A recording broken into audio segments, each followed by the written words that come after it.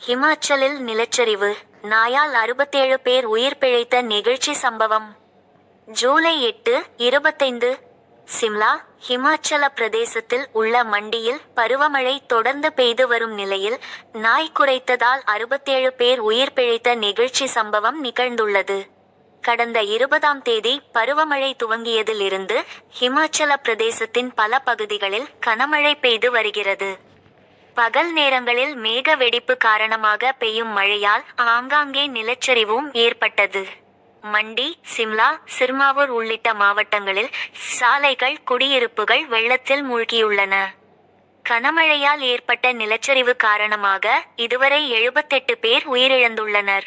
குறிப்பாக மண்டி மாவட்டம் சில்பாதானி பகுதியில் பெய்த கனமழையால் சாலைகள் துண்டிக்கப்பட்டன, சிறிய பாலங்களும் வெள்ளத்தில் அடித்து செல்லப்பட்டன. இந்த சூழ்நிலையில் மண்டியில் உள்ள சியாத்தி கிராமத்தில் நள்ளிரவில் தூங்கிக் கொண்டிருந்த நாய் திடீரென குரைத்துள்ளது. எனவே உரிமையாளர் வந்து பார்க்க சுவரில் விரிசல் விழுந்து தண்ணீர் உள்ளே வந்துள்ளது. பதறிய அவர் மொத்த கிராமத்தினரையும் அலர்ட் செய்ய அவர்கள் அருகிலுள்ள கோவிலுக்கு சென்றுள்ளனர்.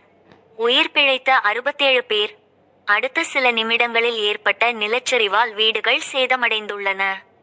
நாயின் முன்னெச்சரிக்கையால் 67 பேர் காப்பாற்றப்பட்டுள்ளனர்.